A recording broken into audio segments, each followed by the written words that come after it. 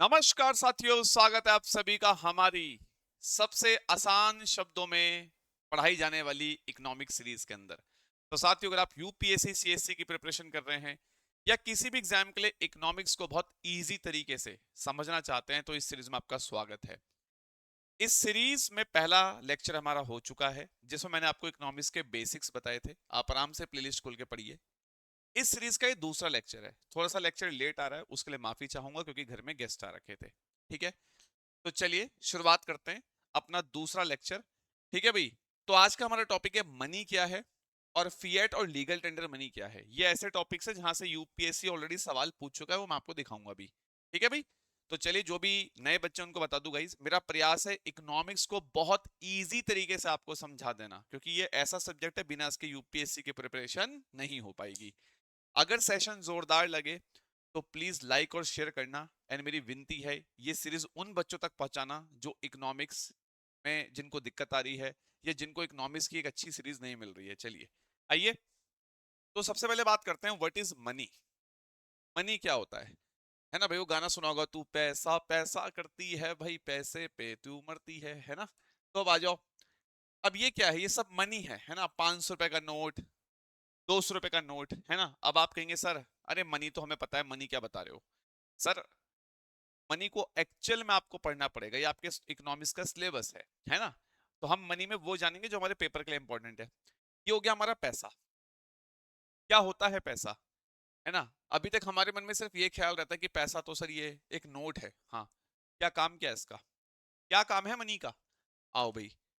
तो ये जो है ना, ये आपके सामने कुछ मनी के काम लिखे हुए हैं, पर ये ऐसे समझ में नहीं आएंगे। अच्छा, इसके लिए हमें थोड़ा बेसिक पे जाना पड़ेगा। क्या होता था पहले? पहले हमारे इतिहास में चलता था बार्टर सिस्टम। क्या चलता था? बार्टर सिस्टम चलता था। क्या चलता था? Barter system. Sir, barter system का मतलब क्या होता था? जैसे आप सभी लोगों ने हिस्ट्री में एक टॉपिक पढ़ा होगा, इंडस वैली सिविलाइजेशन पढ़ा है ना? सिंधु घाटी सभ्यता। तो वहां पे कोई रुपीज या करेंसी थोड़ी हुआ करती थी। हम लोग बार्टर सिस्टम को यूज करके सामान खरीदते थे। मतलब पहले ये रुपया, ये करेंसी, ये नोट, सिक्के, ये सब नहीं होता था। पहले कोई करेंसी नहीं होती थी। पहले बार्टर सिस्टम चलता था। सर, बार्टर सिस्टम क्या होता है, आइए समझिए। बार्टर सिस्टम का मतलब है कि मान लो कि मेरे पास बहुत सारे आलू हैं। आलू यानी कि पोटैटो। मान लो मेरे पास बहुत सारे आलू हैं। आपके पास मान लो बहुत सारे क्या हैं? टोमेटो हैं। आपके पास बहुत सारे टमाटर हैं। ठीक है। तो मैं क्या करूंगा, मान लो मेरे पास आलू हैं, आपके पास टमाटो हैं, आपके पास टमाटर हैं। तो मेरे को टमाटर की जरूरत है, आपको आलू की जरूरत है। मेरे पास आलू ज्यादा है, मैं कहूंगा भाई मेरे से आलू ले लो और तुम मेरे को टमाटर दे दो, क्योंकि मेरे को टमाटर की नीड है। तो जो मेरे पास ज्यादा होगा वो मैं आपको दे दूंगा थोड़ा, जो आपके पास ज्यादा होगा वो आप मेरे को दे देना। क्या यहाँ पे कहीं पे मुझे आपको कोई नोट या करेंसी देने की नीड पड़ी? क्या मुझे आपको यहाँ 100 रुपए का नोट देना पड़ा? जनरली आज के जमाने में जब आप कोई सामान खरीदते हो तो आप रुपया दे के खरीदते हो। भैया 50 रुपए के टमाटर दे दो, भैया 100 रुपए के आलू दे दो। यहाँ हमने कहीं नोट का नाम लिया नहीं। यहाँ हमने क्या किया? यहाँ हमने एक्सचेंज किया। क्या किया हमने? यहाँ पे एक्सचेंज किया। जो मेरे पास ज्यादा था वो मैंने आपको दे दिया, आपको आलू मिल गए। आपके पास टमाटर थे, आपने मेरे को टमाटर दे दिया बदले में। तो जो मेरे पास है मैं आपको दे दूंगा, जो आपके पास है आप मुझे दे दोगे। इस एक्सचेंज को ही बार्टर सिस्टम बोलते थे। तो जब हमारे पास करेंसी नहीं होती थी, नोट, रुपया, सिक्का, ये सब नहीं होता था, तो हम सामान इस तरीके से एक दूसरे से लेते थे, एक्सचेंज करके। लेकिन यहाँ पे प्रॉब्लम है। यहाँ पे प्रॉब्लम क्या है? ध्यान सुनना। चाहे तो हम आज भी ऐसे ही कर लेते। आज हमने रुपीज करेंसी क्यों बना रखी है? आज हमने नोट क्यों बना रखे हैं? आज भी हम जो है ऐसे ही एक्सचेंज कर लें, है ना भाई? मान लो मैं तुम्हारी दुकान में आया, मैंने कहा भैया, मान लो आपके पापा की दुकान है, परचून की दुकान है आपके पापा की, मैंने कहा अंकल एक बोनविटा का पैकेट देना। ठीक है, आपके पापा बोलेंगे ठीक है, हाँ हम आपको बोनविटा का पैकेट देंगे, बदले में आप हमारे बेटे को पढ़ा देना। बार्टर सिस्टम तो आज भी चल सकता है, पर नहीं चल सकता। क्यों? आइए समझिए। यहां समझिए। एक चीज होती है, एक चीज होती है, एक प्रॉब्लम है जिसे हम बोलते हैं डबल को इंसिडेंस ऑफ वांट्स। ये एक समस्या है। बार्टर सिस्टम की एक सबसे बड़ी जो समस्या है वो क्या है? वो है double coincidence of wants. Double coincidence of wants, ये एक प्रकार की समस्या है। ये क्या समस्या है, इसको समझिए। इस समस्या को जब आप समझ जाओगे तब आपको समझ में आएगा कि हमने नोट क्यों बनाए, हमने सिक्के क्यों बनाए, हमने करेंसी क्यों बनाई। समझिए। अब मान लो कि मेरे पास टोमेटो हैं, मान लो विशाल सर के पास एक टोमेटो है, विशाल सर लो लिख लो, ठीक है, मेरे पास टोमेटो है, ठीक है। आपके पास बहुत ज्यादा मात्रा में मान लो पनीर है, क्या है, पनीर है, आपके पास पनीर है, ठीक। अब मैं आपको टोमेटो दूंगा, मुझे पनीर मिल जाएगा, है ना, और आप बदले मेरे से टोमेटो ले लेंगे, मतलब हम दोनों क्या कर सकते हैं, अपना सामान एक्सचेंज कर सकते हैं। आपको टोमेटो चाहिए, आप मेरे से टोमेटो ले लो, मेरे को पनीर चाहिए, आप मेरे को पनीर दे दोगे। पर प्रॉब्लम है, मेरे पास टमाटर है, मेरे पास टमाटर है देने के लिए, ठीक है, आपको टमाटर चाहिए, आप बोलेंगे विशाल सर मेरे पास पनीर है, मुझसे पनीर लो, बदले में टमाटर दे दो। मैंने कहा नहीं, मेरे को तो पनीर चाहिए नहीं, मेरे को तो पनीर नहीं चाहिए, तो आपको क्या चाहिए, मैं बोलूंगा मेरे को तो मैगी चाहिए, मैं बोलूंगा मेरे को तो मैगी चाहिए। आपके पास पनीर है, मेरे पास टमाटर है, हम दोनों का काम कब बनेगा, जब मेरे को पनीर चाहिए हो, आपको टमाटर चाहिए हो, तो मैं आपको टमाटर दे दूंगा, आप मुझे पनीर दे दोगे, तब तो हमारे बीच में ट्रेड हो सकता है, तब तो हमारे बीच में व्यापार हो सकता है, तब तो हमारे बीच में एक्सचेंज हो सकता है। अब आपको तो टमाटर चाहिए, आपको तो टमाटर चाहिए, मैं आपको टमाटर दे सकता हूं, पर मेरे को मैगी चाहिए बदले में, आपके पास मैगी है नहीं, आपके पास तो पनीर है। आप समझ रहे हो, तो बार्टर सिस्टम में एक्सचेंज तो होता है कि जो मेरे पास है वो मेरे से ले लो, जो आपके पास है वो आप मुझे दे दो। पर यहां पे बार्टर सिस्टम तभी सक्सेसफुल है जब हम दोनों को एक दूसरे से वो मिल जाए जो हमें चाहिए, जो आपको मेरे से चाहिए वो आपको मिल जाए, जो मुझे आपसे चाहिए वो मुझे मिल जाए, बार्टर सिस्टम तभी सही से चल पाता है। अब आपको टमाटो चाहिए, टमाटो तो मेरे पास है, पर मेरे को पनीर नहीं चाहिए ना, मेरे को तो मैगी चाहिए, मैगी आपके पास है ही नहीं। तो ये प्रॉब्लम को बोलते हैं डबल कोइंसिडेंस ऑफ वांट, और इसी चक्कर से हमारा बार्टर सिस्टम क्या हो गया, फेल हो गया, क्या हो गया, फेल हो गया। समझ में आई बात, बार्टर सिस्टम हमारा क्यों फेल हो गया। तो फिर अब हमने क्या किया, अब हमने करेंसी बना ली, अब हमने मनी बना लिया, मनी, अब हमने पैसा बना लिया, पैसा, और पैसे से सारी प्रॉब्लम सॉल्व हो गई। अब हमने पैसा बना लिया, मनी बना लिया, और मनी से सारी प्रॉब्लम सॉल्व हो गई। अच्छा कैसे, अब ये आपको सीखना है, ये आपको सीखना है। व्हाट इज मनी, मनी के चार काम होते हैं। मनी क्या है, मनी पैसा है, सिंपल सी बात। मनी के चार फंक्शन इंपॉर्टेंट जो पेपर में पूछे जाते हैं। नंबर एक, medium of exchange, medium of exchange. आज मेरे पास पैसा है, मैं किसी भी दुकान में पैसा देके जो चाहे सामान ले सकता हूँ, जो चाहे सामान ले सकता हूँ। आप समझ रहे हो, मेरे को जूते चाहिए, ले भाई 1000 रुपए जूते दे दे, मेरे को टी शर्ट चाहिए, ले भाई 500 रुपए मेरे को टी शर्ट दे दे। अगर मेरे पास पैसा है तो मैं किसी भी शॉप पे जाके कोई भी सामान खरीद सकता हूँ, मैं पैसा दूंगा मुझे कोई भी सामान मिल जाएगा। अब यहाँ बार्टर सिस्टम वाली प्रॉब्लम नहीं है ना, यहाँ बार्टर सिस्टम वाली प्रॉब्लम नहीं है। अब मान लो कि आ, मेरे पास टमाटर है, मेरे को मैगी चाहिए, मेरे को मैगी तभी मिल पाएगी जब सामने वाले के पास मैगी होगी। मेरे पास टमाटर है, मेरे को प्याज चाहिए, पर सामने वाले के पास तो पनीर है, वो मुझे पनीर दे सकता है, उसके पास प्याज होंगे तो ही मुझे प्याज मिल पाएगी। लेकिन अगर मेरे पास पैसा है, मैं पैसा देके जो चाहे खरीद सकता हूँ, मेरी जेब में पैसा है, मेरे पास बस एक चीज है पैसा, मेरे पास एक चीज है मनी। पैसा है तो आलू भी ले लूंगा, पैसा है तो पनीर भी ले लूंगा, पैसा है तो मैगी भी ले लूंगा, पैसा है तो अंडे भी ले लूंगा, पैसा है तो लैपटॉप भी ले लूंगा। तो पैसा देके आप कुछ भी ले सकते हो किसी से। Number two, unit of account. पैसे से ना आप चीजों को नाप सकते हो, पैसे से आप चीजों को मेजर कर सकते हो,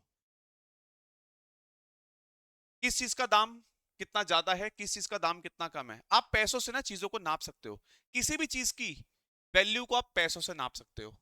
अब ये यूनिट ऑफ अकाउंट का मीनिंग क्या है, एग्जांपल से समझाता हूं, आ जाओ। अब आप मुझे बताओ, एक तरफ मैंने लिख दिया बार्टर सिस्टम, बोर्ड पे ध्यान देना, एक तरफ लिख दिया मैंने बार्टर सिस्टम, एक तरफ लिख दिया मैंने मनी, मनी यानी कि 500 रुपए का नोट, 1000 रुपए का नोट, मनी मतलब पैसा जो आज हम यूज करते हैं। अब आप यहाँ पे देखो बार्टर सिस्टम, बार्टर सिस्टम में प्रॉब्लम क्या है, मान लो, मान लो आपके पास, आपके पास बेसिकली मान लो मैगी के पैकेट है, आपके पास मैगी के पैकेट है, और मेरे पास क्या है, मान लो मेरे पास आधा किलो सोना है, मेरे पास हाफ केजी क्या है, सोना है ना, मेरे पास हाफ केजी सोना है, आपके पास क्या है, मैगी के पैकेट है, आपके पास क्या है, मैगी के पैकेट है। अब हाफ केजी सोना मेरे पास है, आपके पास मैगी का पैकेट है कई सारे, अब बार्टर सिस्टम में क्या होगा कि आप मेरे को मैगी दोगे, बदले में आपको मैं सोना दे दूंगा, हम एक्सचेंज कर लेंगे। पर ये भी तो प्रॉब्लम है कि भाई हाफ केजी सोना के बदले आप मुझे कितनी मैगी के पैकेट दोगे, कैसे कैसे तय होगा ये? भाई मेरे पास हाफ केजी सोना है, आप आधा किलो सोना के बदले मुझे कितना मैगी के पैकेट दोगे, ये कैसे डिसाइड होगा? क्या आप मुझे हाफ केजी के बदले 10 मैगी के पैकेट दोगे, 15 मैगी के पैकेट दोगे? आप मुझे हाफ केजी सोने के बदले 50 मैगी के पैकेट दोगे? तो ये बहुत बहुत बड़ी प्रॉब्लम है। ये सब चीजें बड़ी कंफ्यूजिंग हो जाती है। मतलब हम वैल्यू नहीं नाप सकते। हमें ये समझ नहीं आ रहा कि हम आधा किलो सोना के बदले कितने मैगी के पैकेट आपसे लें। मेरे पास आधा किलो सोना है, मैं आपको आधा किलो सोना देने को तैयार हूं, पर इसके बदले कितने मैगी के पैकेट मुझे मिलने चाहिए, ये क्लियर नहीं हो पा रहा। कैसे पता करें? अब यहां आ जाओ मनी। अब यहां आ जाओ मनी। मान लीजिए कि मेरे को एक मैगी का पैकेट परचेस करना है, तो मैं 10 रुपीज का परचेस कर लूंगा। एक मैगी का पैकेट 10 रुपए। मेरे को अगर 10 मैगी के पैकेट परचेस करने हैं, मेरे को अगर 10 मैगी के पैकेट परचेस करने हैं, 100 रुपए। मेरे को अगर मान लो 20 मैगी के पैकेट परचेस करने हैं, 20 मैगी के पैकेट परचेस करने हैं, 200 रुपए। ये लो, चीजों की वैल्यू को नाप पा रहा हूं ना। एक मैगी तो 10 रुपए, 10 मैगी तो 100 रुपए, 20 मैगी तो 200 रुपए, 20 मैगी 200 रुपए की। तो यहां पे इजिली आप मनी से आप इजिली चीजों की वैल्यू नाप सकते हो। आप मनी से, पैसों से चीजें की वैल्यू को नाप सकते हो। मनी से किसी भी चीज की वैल्यू को मेजर कर सकते हो। इतने पैसे में इतना आएगा, इतने पैसे में इतना ज्यादा आएगा, इतने पैसे में इतना आएगा, इतने पैसे में इतना आएगा। आप समझ रहे हो? कितने पैसे में कितना आएगा, ये सब आप इजिली मनी से मेजर कर सकते हो कि 10 रुपए में एक ही मैगी आएगी, 100 रुपए में 10 मैगी आ जाएगी। यहां ये चैलेंजिंग है। आधा किलो सोना तो दे दूंगा, बदले में कितनी मैगी आएगी पता ही नहीं चल रहा, कंफ्यूजिंग है। क्लियर है? तो आप समझ गए कि मनी का दूसरा काम क्या हो गया? Unit of account. चीजों की वैल्यू की चीजों को मेजर करना, किसी भी चीज की वैल्यू को मेजर करना। ठीक है? Store of value. अब स्टोर ऑफ वैल्यू देखो, पैसा एक ऐसी चीज है, ध्यान देना। यहां पे आ जाओ, दोबारा से आ जाओ। ये बार्टर सिस्टम है और यहां पे हो गया मनी। यहां पे क्या हो गया? मनी, पैसा। ठीक है? अब मान लो अगर हम सिर्फ बार्टर सिस्टम पे आज तक डिपेंड कर रहे होते, मान लो आज तक हम इसे ही चला रहे होते, तो हम बर्बाद हो जाते। सर क्यों? मान लो कि आपके पास आज पैसा है। ठीक है? मान लो आज आपके पास पैसा है, आप इस पैसे को 2 साल बाद यूज करना चाहते हो, कोई दिक्कत नहीं, आप इस पैसे को बैंक में जमा कर दो। 2 साल बाद आप बैंक से पैसा निकाल के उसे यूज कर सकते हो। मेरे पास आज 1 लाख रुपए आए, मुझे अभी इस 1 लाख रुपए को यूज नहीं करना है, तो मैं इस 1 लाख रुपए को बैंक में रखूंगा। 2 साल बाद, 3 साल बाद, 4 साल बाद भी इस 1 लाख रुपए को निकालूंगा, तब यूज कर लूंगा। मतलब मेरा पैसा खराब नहीं हो रहा है। अगर मुझे आज पैसा मिला है, तो ऐसा नहीं कि मुझे आज खर्च करना ही है, मैं इस 1 लाख रुपए को 1 साल, 2 साल, 3 साल, 4 साल बाद भी यूज कर सकता हूँ। ये खराब नहीं होता। मनी खराब नहीं होता। मनी खराब नहीं होता। Barter system. मान लीजिए कि अगेन मेरे पास टोमेटो है, आपके पास मान लो आपके पास ऑरेंज है, आपके पास संतरा है। ठीक है? बार्टर सिस्टम में क्या होगा? आप अपनी चीज मेरे को देंगे, मैं आपको अपनी चीज दे दूंगा, एक्सचेंज करेंगे हम। अब मान लो कि मैंने आपसे संतरे ले लिए, बदले मैंने आपको टमाटो दे दिए। ये संतरे 10 दिन 15 दिन बाद खराब हो जाएंगे, खराब हो जाएंगे। आप समझ रहे हो? एक और तरीका देखो, आप ये देखो, एक और तरीका देखो। मान लो मेरे पास टमाटर है, मेरे पास टमाटर है, आपके पास मान लो ऑरेंज है। अगर मैंने अपने टमाटर यूज नहीं किए, 10 दिन के अंदर, 15 दिन के अंदर ये खराब हो जाएंगे। ऐसे ही आपने अगर अपने ऑरेंज यूज नहीं किए, 10 दिन के अंदर, 15 डेज के अंदर आपके ऑरेंज भी खराब हो जाएंगे। आप समझ रहे हो? लेकिन अब हमारे पास नोट है, अब हमारे पास मनी है, अब हमारे पास पैसा है। पैसा खराब नहीं होता। 1 साल, 2 साल, 3 साल, 4 साल, 5 साल, जितना साल तक आपको बैंक में रखना रखो, ये खराब नहीं होता। लेकिन ये जो सामान हम अपने पास रखते हैं, ये एक समय बाद खराब हो जाते हैं। समझ में आ रही है बात? तो पैसे को आप इजिली स्टोर करके रख सकते हो, पैसे को आप इजिली स्टोर करके रख सकते हो, बचा कर रख सकते हो, ताकि फ्यूचर में यूज कर सको। क्लियर? नेक्स्ट, मीन्स ऑफ डेब्ट रिपेमेंट। ठीक है? देखो, मीन्स ऑफ डेब्ट रिपेमेंट को एक वर्ड से और जानते हैं। मीन्स ऑफ डेब्ट रिपेमेंट को ना डेफर्ड पेमेंट भी कहते हैं। क्या कहते हैं? डेफर्ड पेमेंट, ध्यान रखना पेपर में हो सकता है ये वाला वर्ड आ जाए। मीन्स ऑफ डेब्ट रिपेमेंट को डेफर्ड पेमेंट के नाम से भी जाना जाता है। मीन्स ऑफ डेब्ट रिपेमेंट का मतलब क्या होता है सर? भाई मीन्स ऑफ डेब्ट रिपेमेंट का मतलब होता है कि मान लो मैंने आज बैंक से पैसा उधार लिया, मैंने आज बैंक से लोन लिया। अब ये लोन मैं 6 महीने बाद, 1 साल बाद, 2 साल बाद वापस करूंगा। तो पैसे को आप इस तरीके से भी यूज कर सकते हो कि मैंने आज बैंक से पैसा उधार लिया, मैंने आज बैंक से पैसा उधार लिया। अब ये जो मैंने बैंक से पैसा उधार लिया, इसे मैं 1 साल बाद भी चुका सकता हूं, इसे मैं 2 साल बाद भी चुका सकता हूं। ध्यान सुनना मेरी बात। मैंने बैंक से, मैंने एग्जांपल लो एसबीआई का, एसबीआई से मैंने 1 लाख रुपए का लोन लिया। अब इसे मैं 6 महीने, 1 साल, 2 साल, 3 साल बाद कभी भी चुका सकता हूं, मनी से, पैसे से।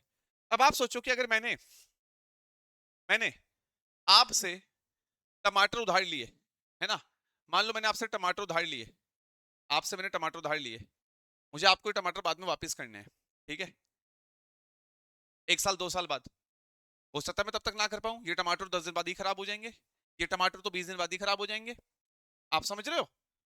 तो कहने का मतलब क्या है कि आज हमारे पास जो मनी है, इसको हमने एक ऐसी फॉर्म में तैयार किया है, आज हमने मनी को एक कागज की फॉर्म में तैयार कर लिया है। जैसे आज 500 रुपए का नोट, 1000 रुपए का नोट, तो इसके बहुत सारे फायदे हैं। ये लॉन्ग समय तक, लंबे समय तक, लॉन्ग टर्म तक आपका पैसा चलता है, खराब नहीं होता।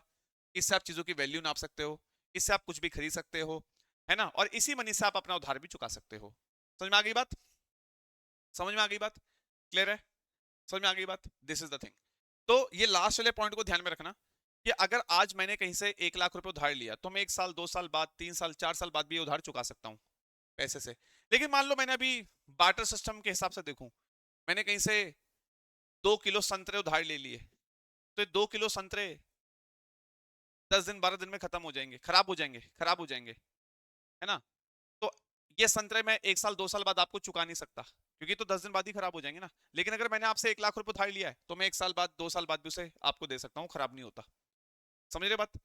तो ये इसके फंक्शन है मनी के, ठीक है। अब अगली चीज क्या है भाई? अगली चीज क्या है? अगली चीज देखिए, अब मनी के टाइप हमें पढ़ने हैं। क्या पढ़ने हैं? मनी के टाइप। मनी के टाइप बहुत इंपॉर्टेंट, ध्यान देना, ठीक है। अब मनी के 2 टाइप होते हैं, जहां से यूपीएससी सवाल पूछ चुका है। मनी का मीनिंग समझा, मनी का काम समझा। बार्टर सिस्टम आज नहीं यूज होता। आज बार्टर सिस्टम की जगह क्या यूज हो रहा है? प्रॉपर मनी हम यूज कर रहे हैं, पैसा यूज कर रहे हैं, करेंसी यूज कर रहे हैं, 500 का नोट, 1000 का नोट। तो बार्टर सिस्टम क्यों क्यों घटिया था? बार्टर सिस्टम की क्या कमी थी? समझ में आ गई बात? अब मनी के 2 प्रकार होते हैं, एक होता है फियाट मनी, एक होता है लीगल टेंडर मनी, एक होता है लीगल टेंडर मनी। इन दोनों को आपको समझना है। यहां से यूपीएससी प्रीलिम्स में 2018 में क्वेश्चन बन चुका है, ठीक है। और अगर आप किसी भी वनडे एग्जाम की तैयारी कर रहे हैं, या यूपीएससी वनडे, या किसी भी यूपीएससी के वनडे एग्जाम की तैयारी कर रहे हैं, तो भी इसे पढ़ लो, क्वेश्चन यहां से आता है, ठीक है। तो अब जरा हम समझते हैं, अब जरा हम समझते हैं कि what is a meaning of Fiat money, फिर हम समझेंगे लीगल टेंडर मनी। ये दोनों मनी के टाइप हमें सीखने हैं। पर इसको सीखने से पहले मैं आपको बता दूं गाइस, आपके लिए गुड न्यूज है। कई सारे बच्चे मुझे मैसेज कर रहे थे, ठीक है, कि सर फीस हमें थोड़ी सी ज्यादा लग रही है। देखो, फीस कुछ ज्यादा नहीं है, मेरे एफर्ट्स भी उसमें बहुत ज्यादा लगते हैं। अगर आप यूपीएससी का, हमारा सिविल सर्विस का फाउंडेशन बैच परचेस करना चाहते हो, तो आप इसे कल परचेस कर सकते हो। कल ये ऑफर में रहेगा। तो अभी ये बैच बेसिकली 15,000 का है। अगर आप इसे कल परचेस करेंगे, तो ये बैच आपको 10,000 रुपीज का मिल जाएगा। तो अगर आप बिल्कुल बेसिक से एडवांस यूपीएससी का बैच लेना चाहते हो, बिल्कुल बेसिक से एडवांस यूपीएससी के बैच में पढ़ना चाहते हो, प्रीलिम्स मेंस, तो आप इसको ले सकते हो। उसमें पूरा जीएस आपका कवर होगा, ध्यान रखना, ठीक है। चलिए आ जाओ, अब हम शुरुआत करते हैं किसकी? इसकी। तो मनी के टाइप पढ़ने जा रहे हैं। सबसे पहले पढ़ेंगे फियाट मनी, फिर फियाट मनी के बाद पढ़ेंगे लीगल टेंडर मनी, ठीक है। आ जाओ, तो लेट्स स्टार्ट। तो सबसे पहले हम बात करते हैं what is Fiat money. Fiat money क्या होता है? ध्यान देंगे, व्हाट इज फियाट मनी, आइए समझिए what is Fiat money. Fiat money को 2 पहचान से समझा दूंगा बहुत ही आसान तरीके से। कोई भी ऐसा पैसा जो या तो फिजिकल फॉर्म में हो या डिजिटल फॉर्म में हो। कोई भी ऐसा पैसा जो या तो फिजिकल फॉर्म में हो या डिजिटल फॉर्म में हो। अब जैसे एग्जांपल 500 रुपए का नोट, 500 रुपए का नोट अगर आप देखोगे, ये 500 रुपए का नोट दिख रहा है, ये फिजिकल फॉर्म में है, मैं इसे छू सकता हूं। ऐसी 200 रुपए का नोट, ये फिजिकल फॉर्म में, मैं इसे छू सकता हूं। फिजिकल फॉर्म मतलब जिसे आप छू सकते हो। कोई भी ऐसा पैसा जो या तो फिजिकल फॉर्म में हो या डिजिटल फॉर्म में हो, ये फिएट मनी की पहली पहचान है कि अगर आपको किसी पैसे को फिएट मनी बोलना है तो वो या तो फिजिकल या डिजिटल फॉर्म में होना चाहिए, दोनों में से कोई सी भी फॉर्म चलेगी। नंबर 2, फिएट मनी आप उसी पैसे को बोलोगे जो इशू किया गया है गवर्नमेंट के द्वारा या सेंट्रल बैंक के द्वारा। जैसे इंडिया में सेंट्रल बैंक कौन सा है? एक ही सेंट्रल बैंक है भारत में, RBI, reserve bank of India. या किंग, जैसे इंग्लैंड में राजा रानी का शासन है, या क्वीन। फिएट मनी हम उसी पैसे को बोलेंगे जो हमें सरकार ने बना के दिया है, या किसी सेंट्रल बैंक ने बना के दिया है, या हमें किसी राजा रानी ने बना के दिया है। जैसे आपने देखा होगा कि 500 रुपए का नोट अगर आप देखोगे या 200 रुपए का नोट आप इंडिया में देखोगे तो इस पे आरबीआई के गवर्नर के साइन होते हैं, ठीक है। तो हम ऐसे पैसे को फिएट मनी बोलेंगे जहां पे हमें ये दो चीजें देखने को मिलेंगी। अगर मुझे किसी भी पैसे में ये दोनों चीजें देखने को मिल गई, उस पैसे को मैं फिएट मनी बोलूंगा। अब इसको मैं एक स्टोरी की तरीके से बताता हूं। एग्जाम्पल लेते हैं 500 रुपए का नोट का। 500 रुपए का नोट फिएट मनी है भाई। कैसे? फिजिकल फॉर्म में है, हाथ से छू सकता हूं 500 रुपए के नोट को। पहला पॉइंट तो मीटअप हो गया। फिर 500 रुपए के नोट में आरबीआई के गवर्नर के साइन होते हैं, दूसरा पॉइंट भी मीटअप हो गया। तो ये दोनों चीजें मीट हो गई ना, दोनों चीजें मिल गई हमें 500 रुपए के नोट में। तो 500 रुपए का नोट क्या है? फिएट मनी है। क्या है? फिएट मनी है। ऐसे ही 200 रुपए का नोट भी क्या है? फिएट मनी है। उसे भी आप फिजिकली छू सकते हो, उस पर भी आरबीआई के गवर्नर के साइन होते हैं, ठीक है। तो कोई भी ऐसा पैसा जिसके अंदर मुझे दोनों चीजें मिल जाएं उसे मैं फिएट मनी बोलूंगा। नंबर 1 चीज, जो पैसा है वो या तो फिजिकल फॉर्म में हो या डिजिटल फॉर्म में हो। नंबर 2, उस पैसे को या तो सरकार ने जारी किया हो, है ना, उस पैसे पे सरकार के साइन हो, या आरबीआई के गवर्नर के साइन हो, मतलब सेंट्रल बैंक के साइन हो, या राजा रानी के साइन हो। जैसे इंग्लैंड वगैरह में करेंसी चलती है तो इंग्लैंड में नोट पे राजा के साइन होते हैं, है ना।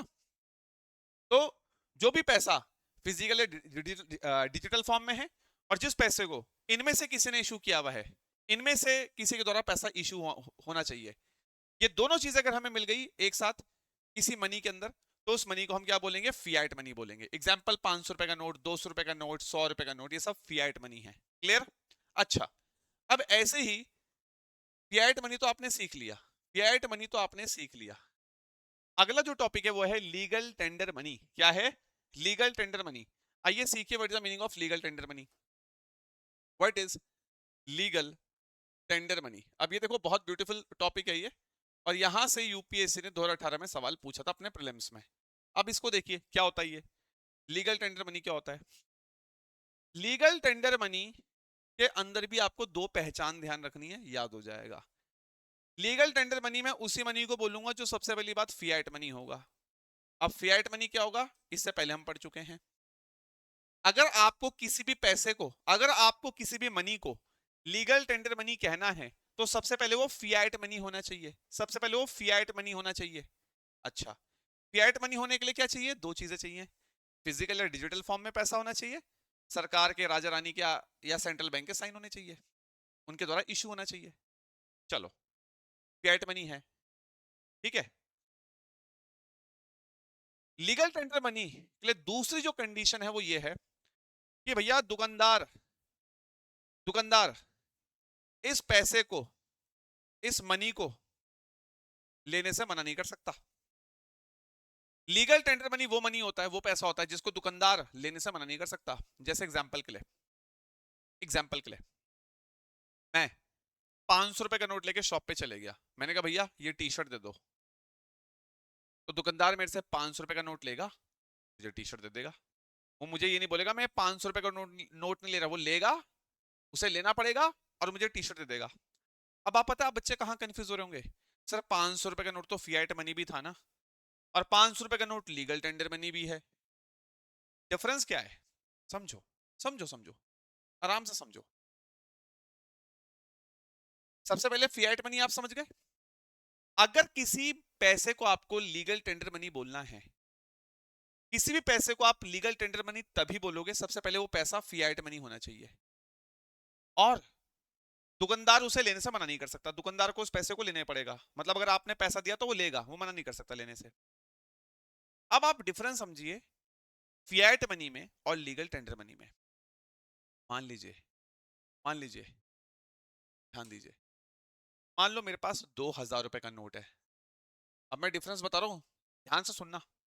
मान लो मेरे पास 2,000 रुपए का नोट है, फिजिकली छू भी सकता हूँ हाथ से, फिजिकली हाथ से छू भी सकता हूँ 2,000 रुपए का नोट, और इस पे आरबीआई के गवर्नर के भी साइन है, तो फिएट मनी तो हो गया ये इन दो चीजों से।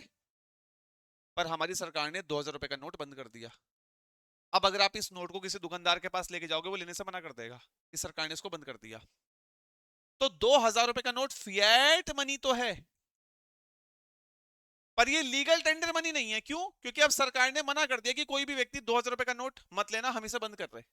तो आज अगर आप 2,000 रुपए का नोट किसी शॉप में लेके जाओगे, दुकानदार आपसे नहीं लेगा, दुकानदार आपसे नहीं लेगा। तो 2,000 रुपए का नोट क्या है सर? ये फिएट मनी तो है, क्योंकि फिजिकली आप इसे हाथ से छू सकते हो और इस पे आरबीआई के गवर्नर के साइन भी है, उठा के नोट देख लो। तो ये फिएट मनी तो है, पर ये लीगल टेंडर मनी नहीं है। तो फिर लीगल टेंडर मनी क्या होगा? 100 रुपए का नोट ले लो, 100 रुपीज का नोट ले लो, 500 का नोट ले लो। 100 रुपए का नोट के एग्जाम्पल से समझते हैं। 100 रुपए का नोट है, फिएट मनी तो है ही, क्योंकि 100 रुपए के नोट को भी मैं हाथ से छू सकता हूं। 100 रुपए के नोट में भी आरबीआई के गवर्नर के साइन है, सरकार ने इशू किया हुआ है। तो 100 रुपए का नोट फिएट मनी तो है ही, और 100 रुपए का नोट अगर मैं भी किसी शॉप में जाके दूंगा तो उसे लेना पड़ेगा, मना नहीं कर सकता, क्योंकि सरकार ने 100 रुपए का नोट थोड़ी बंद किया है, तो उसे लेना ही पड़ेगा। दुकानदार लेने से मना नहीं कर सकता। दूसरा पॉइंट भी सेटिस्फाई हो गया। तो 100 रुपए का नोट कहलाएगा लीगल टेंडर मनी। वहीं पे 2,000 रुपए का नोट लीगल टेंडर मनी नहीं है, वो सिर्फ फिएट मनी है। देख रहे हो डिफरेंस? ब्यूटी देख रहे हो इकोनॉमिक्स की? ये ब्यूटी है।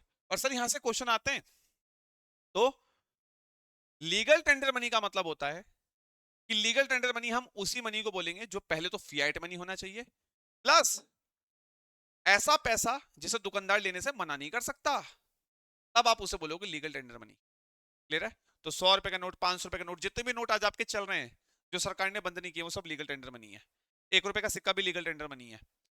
2 रुपए का नोट, 5 रुपए का नोट, 10 रुपए का नोट, 200 रुपए का नोट, ये सब लीगल टेंडर मनी है। जिस नोट को सरकार ने बंद नहीं किया वो सब लीगल टेंडर मनी।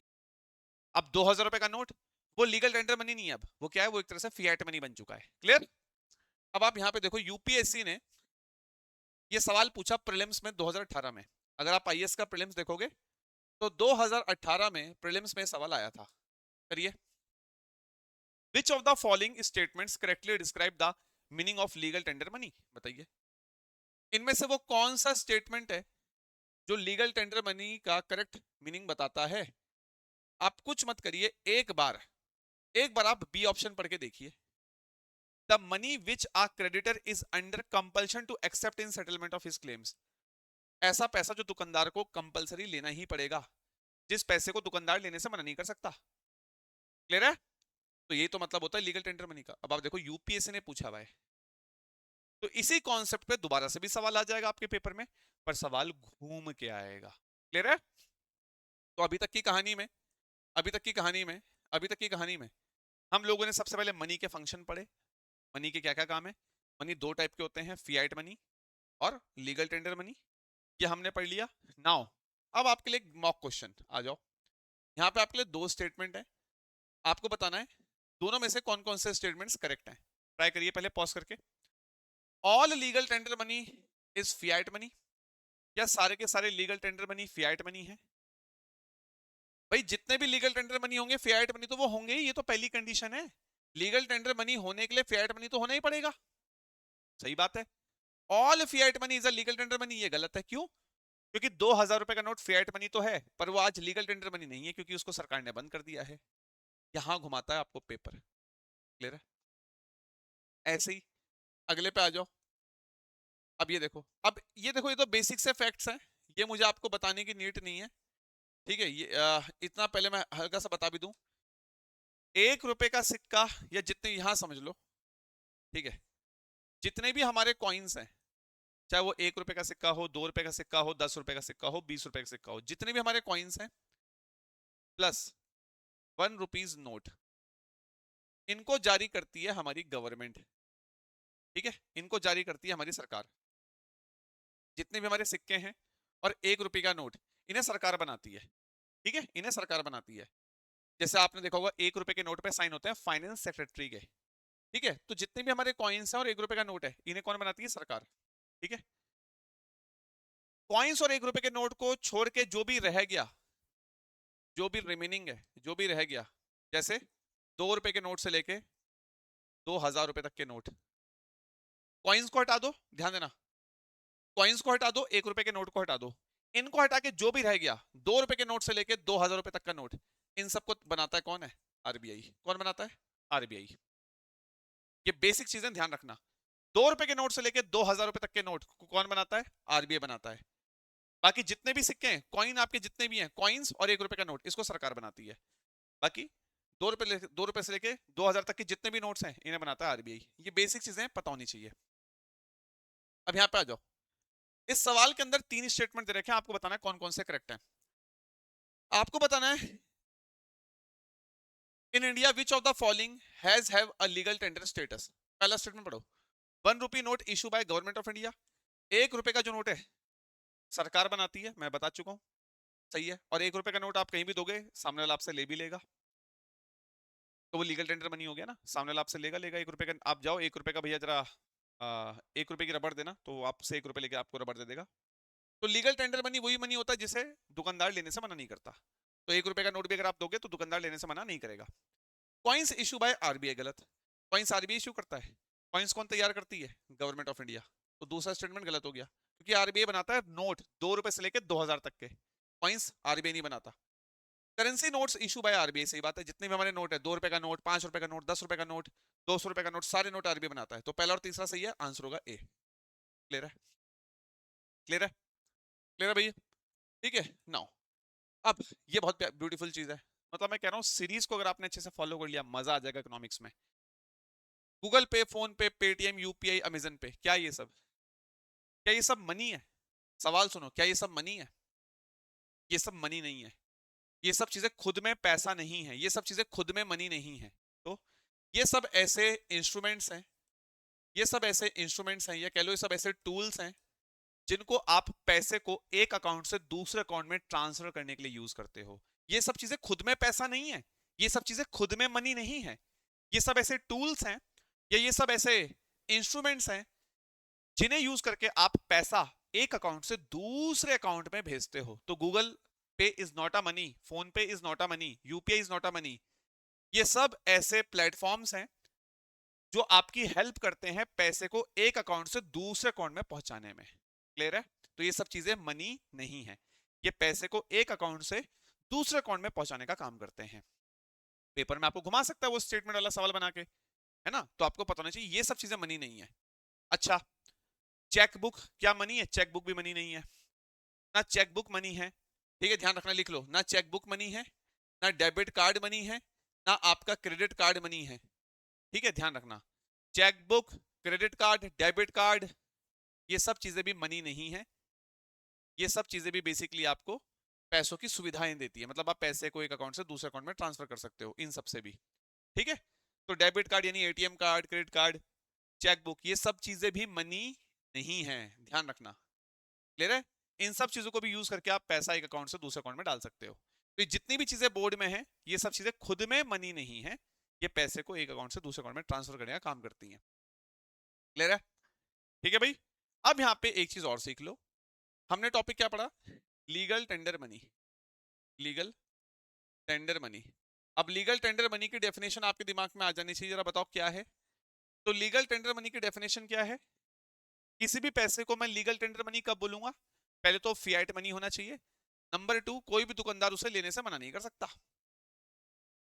अब लीगल टेंडर मनी दो प्रकार के होते हैं, एक होता है आपका लिमिटेड लीगल टेंडर मनी,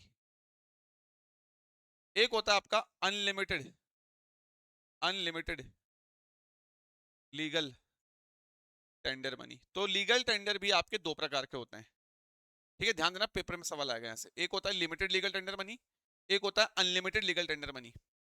तो पहले हम लोग ऑलरेडी लीगल टेंडर मनी समझ चुके हैं। अब इस लीगल टेंडर मनी के दो टाइप भी देख लो, एक क्या है लिमिटेड लीगल टेंडर मनी, एक है अनलिमिटेड लीगल टेंडर मनी। इसका मीनिंग समझो भाई। लिमिटेड लीगल टेंडर मनी क्या होता है, समझो। मान लो कि आज मुझे कार खरीदनी है, ठीक है। कार है 10 लाख रुपए की, कार है 10 लाख रुपए की, मुझे कार खरीदनी है मान लो, ठीक है। अब मुझे बताओ, जो 1 रुपए का सिक्का है वो लीगल टेंडर मनी है ना, मतलब 1 रुपए का सिक्का अगर मैं किसी को दूंगा तो सामने वाला लेगा ना उसे, क्योंकि वो लिमिट वो लीगल टेंडर मनी है, उसे लेने से दुकानदार मना नहीं कर सकता। अब मुझे 10 लाख रुपए की कार खरीदनी है। सोचो मैं 10 लाख रुपए अगर 1 1 रुपए की सिक्के की फॉर्म में लेके चले जाऊं, तो शोरूम वाला थप्पड़ मार के बाहर निकाल देगा मुझे कि बाहर निकल यहाँ से। उसके पास इतना समय थोड़ी कि वो 10 लाख रुपए के एक एक रुपए, वो 10 लाख रुपए को 1 1 रुपए के सिक्के से गिनेगा। आप समझ रहे हो कि मान लो मेरे पास 10 लाख रुपए पड़े 1 1 रुपए की सिक्के के फॉर्म में, और मैं ऐसे इतने सारी बोरिया भर के 1 1 रुपए के सिक्के ले गया, मैंने कहा लो सर 10 लाख रुपए गाड़ी दे दो। तो भैया शोरूम वाले के पास, कार वाले के पास इतना टाइम नहीं कि बैठ के वो मेरे 1 1 रुपए के सिक्के गिनेगा, उसे बाकी कस्टमर्स को भी तो देखना है, और भी तो लोग वहां कार खरीदने के लिए आ रखे हैं, ठीक है। तो कहने का मतलब है कि आप ये 1 1 रुपए के सिक्के से एक लिमिटेड पेमेंट ही कर सकते हो, लगभग 1000 रुपए की है मेरे ख्याल से, ठीक है। कि अगर आप 1 1 रुपए से पेमेंट, अगर आप 1 1 रुपए के सिक्के से पेमेंट कर रहे हो तो आप मैक्सिमम 1000 रुपए तक ही कर सकते हो, मतलब एक फिक्स नंबर है, ऐसा समझ लो। ये नहीं है कि आप 2 लाख 3 लाख 4 लाख की पेमेंट 1 1 रुपए के सिक्के की फॉर्म में कर दोगे, ऐसा नहीं कर सकते आप। तो लिमिटेड लीगल टेंडर का मनी क्या, लिमिटेड लीगल टेंडर मनी का मतलब क्या होता है? लिमिटेड लीगल टेंडर मनी का मतलब होता है कि आप 1 1 रुपए के सिक्के से अगर पेमेंट कर रहे हो तो आप एक छोटी पेमेंट कर सकते हो, 1000 रुपए की, 500 रुपए की। ये नहीं कि आप 1 1 रुपए के सिक्के से 2 लाख 3 लाख की पेमेंट करोगे, ऐसा नहीं कर सकते आप। तो लिमिटेड लीगल टेंडर का मतलब, लिमिटेड लीगल टेंडर मनी का मतलब होता है कि करो पेमेंट, 1 1 रुपए के सिक्के से भी पेमेंट करो, पर छोटी पेमेंट कर सकते हो, बड़ी पेमेंट नहीं कर सकते, ठीक है। क्यों नहीं कर सकते? उस पर इतना टाइम नहीं है कार वाले के पास, है ना। ऐसी unlimited legal tender money, unlimited legal tender money, ठीक है, ध्यान देना। जितनी चाहे उतनी पेमेंट कर दो, किससे? आ जाओ।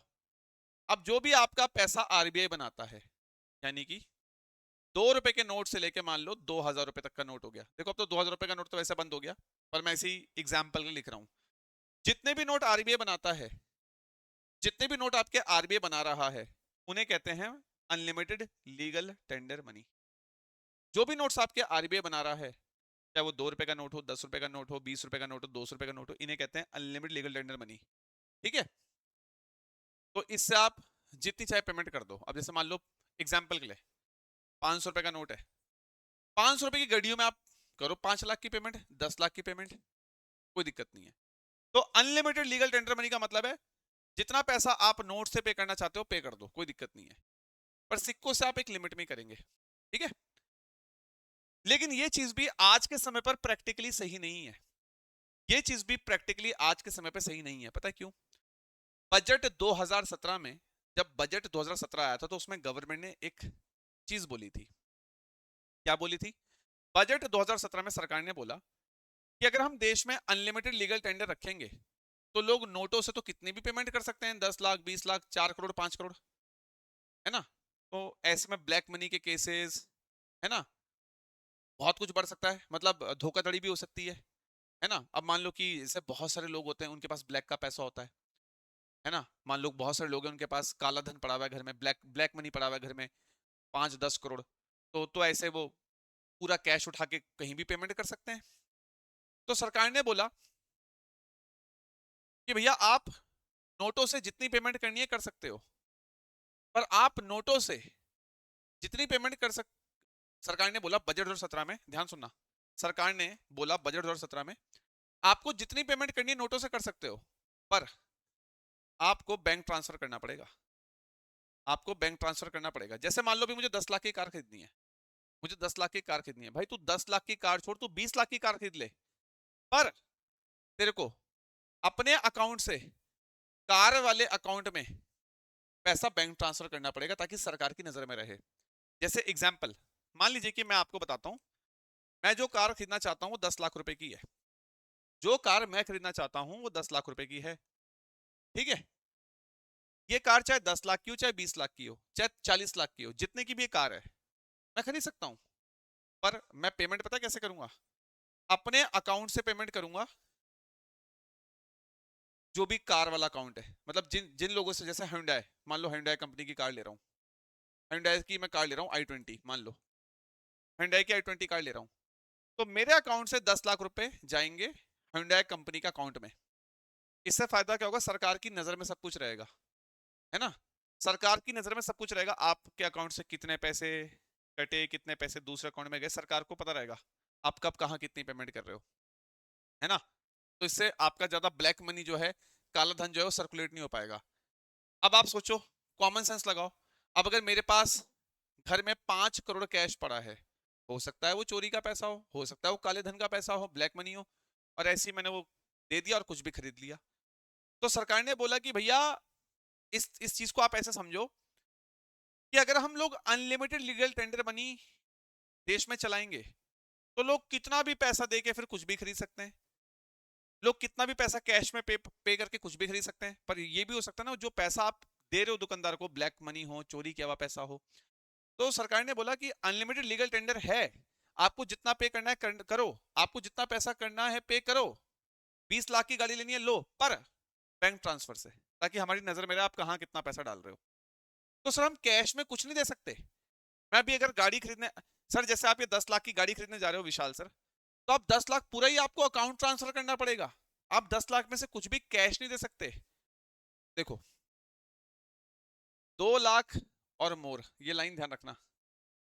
अगर आपने 2 लाख या उससे ज्यादा पैसा किसी भी कंपनी को कैश के रूप में दिया, जैसे आज मैं कार खरीदने गया और मैंने कार वाले को बोला ले भाई 3 लाख कैश ले ले, तो भैया ये एक अपराध है आज के समय पे। आप 2 लाख से कम पैसा ही कैश में दे सकते हो। जैसे अगर मान लो एक गाड़ी 10 लाख की है ना, तो मुझे कंपनी वाला पता है क्या बोलेगा, Hyundai कंपनी वाला बोलेगा विशाल जी मैं आपसे 2 लाख से कम रुपए ही कैश में ले सकता हूं, इससे ज्यादा नहीं, अकॉर्डिंग टू गवर्नमेंट रूल्स। सरकार के नियमों के हिसाब से मैं आपसे 2 लाख से कम ही कैश में ले सकता हूं। अगर आपने मुझे 2 लाख या 2 लाख से ज्यादा कैश में दिए तो फाइन पड़ जाएगा आपके ऊपर, सरकार आपके ऊपर फाइन लगा सकती है, पनिशमेंट भी दे सकती है सरकार आपको। तो 2 लाख से कम पैसा आप सिर्फ कैश में दे सकते हो, इससे ज्यादा पैसा 2 लाख या 2 लाख से ज्यादा, 2 लाख या 2 लाख से ज्यादा अगर आपने किसी को कैश में दिया कोई भी सामान खरीदने के लिए, तो सरकार आपके ऊपर पेनल्टी या फाइन या पनिशमेंट लगा सकती है। ठीक है, तो ये चीजें हैं। तो आपको जितना पे करना करो, 10 लाख की गाड़ी लेनी है 10 लाख किलो, 20 लाख की लेनी है 20 लाख किलो, पर बैंक ट्रांसफर करिए या यूपीआई करिए, गूगल पे करिए, क्योंकि जब आप इस तरह से ट्रांसफर करते हैं ना, तो आपका अकाउंट सरकार देख लेती है आपके अकाउंट से कितना पैसा जा रहा है, सरकार को सब पता है। लेकिन चोरी छिपे मान लो आपने 10 लाख 5 लाख कैश में उठा के दी, सरकार को क्या पता लग रहा, समझ रहे हो। तो इसलिए तो anyways, limited legal tender money का मतलब आप सिक्कों से एक छोटी पेमेंट ही कर सकते हो, बड़ी पेमेंट नहीं कर सकते। अनलिमिटेड लीगल टेंडर मनी का मतलब है जितना पे करना है करो, पर आप अकाउंट से कर सकते हो, बैंक ट्रांसफर कर सकते हो, कैश में आप 2 लाख से कम ही दे सकते हो सामने वाले को अगर आपको कोई सामान खरीदना है। क्लियर है? This is all about the concept of money. Clear guys, आया समझ में? ठीक है भाई, ठीक है। कैसा लगा लेक्चर पहले तो ये बताओ। ये मेरा यूपीएससी का टेलीग्राम चैनल, अगर आप यूपीएससी की तैयारी करना चाहते हैं बेसिक से एडवांस, तो मेरा टेलीग्राम सर्च करके ज्वाइन कर लें। इसके अलावा गाइज मैं दोबारा से बोल रहा हूँ, कल हमारा ऑफर का डे है। हमारा ऑफर कभी कभी आता है, रोज नहीं आता है, ध्यान रखना।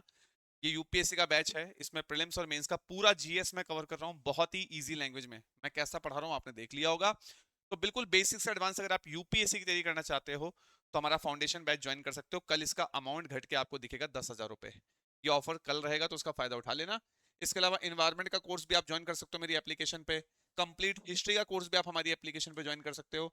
अगर आप यूपीएससी का बैच परचेस कर लेंगे तो साथ में कल आपको मेंस आंसर राइटिंग का कोर्स भी फ्री मिल जाएगा। ठीक है भाई, इसके अलावा ये हमारी एप्लीकेशन है, इसे आप गूगल प्ले स्टोर से डाउनलोड कर सकते हो। अगर आप एप्पल यूजर हो तो आप हमारी वेबसाइट पे जाके परचेस कर लो। वेबसाइट का नाम है examplanet.co.in। ठीक है, तब भी कोई दिक्कत अगर आपको आती है तो आप इस नंबर पे कॉल कर सकते हैं। ठीक है, ये हमारा नंबर है, इस पर आप कॉल कर सकते हैं। ठीक है, कोई भी दिक्कत अगर आती है तो इंस्टाग्राम पे मेरे साथ यहाँ जुड़ सकते हो, ये टेलीग्राम में से ज्वाइन कर लो। सेशन को लाइक और शेयर कर दो ताकि बाकी बच्चों तक हमारी क्लास पहुंच जाए। ठीक है, और उन बच्चों तक प्लीज ये सीरीज पहुंचा दो जिनको इकोनॉमिक्स में दिक्कत आ रही है। ठीक है, तो पहली क्लास में मैंने आपको बेसिक्स ऑफ इकोनॉमिक्स पढ़ाए थे, ये दूसरा सेशन जिसमें मैंने आपको मनी पढ़ा दिया। अगली क्लास में हम लोग, ठीक है, बेसिकली जो है थोड़ा मनी की और आगे बात करेंगे, और इसको आप फॉलो करते रहें सीरीज को। सीरीज कैसी लग रही है कमेंट में जरूर बताइएगा, एंड प्लीज सेशन को लाइक एंड शेयर कर दे। धन्यवाद, जय हिंद, बाय बाय, टेक केयर।